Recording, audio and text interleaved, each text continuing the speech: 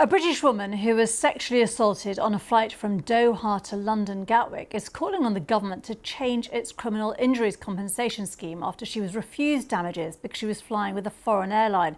A perpetrator was convicted of the crime in a British court and is serving a several-year prison sentence. She's given her first interviews to our senior UK correspondent Seema Katecha. To warn you, the report does have details you may find distressing. I haven't been out in almost a year. To events, summer parties with my friends. I can't do that. Too scared, don't want to be touched. Last September, Kelly was on a Qatar Airways flight from Doha to London Gatwick Airport. She was sleeping when the man sitting next to her sexually assaulted her. We've changed her name and blurred her face. His hands were down my trousers and I said to him, "What are you doing?" I said, "Stop." He said, "No, please." And that just made me get up straight away.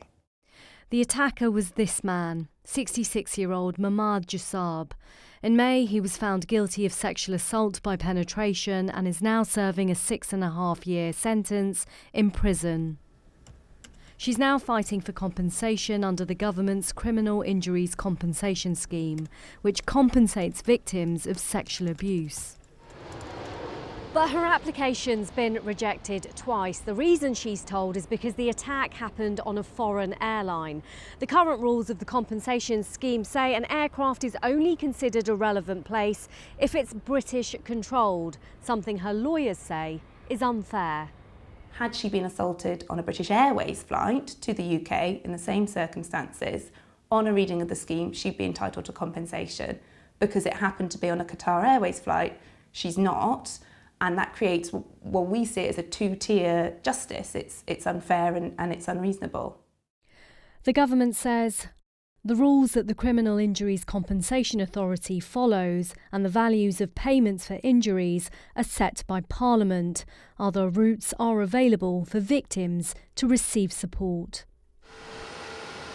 In 1996, the Civil Aviation Act was changed so that crimes committed on foreign airline flights going to the UK could be prosecuted in the UK criminal courts.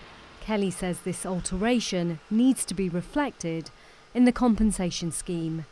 I just want to be compensated for what I've been through. It's not something that's easy.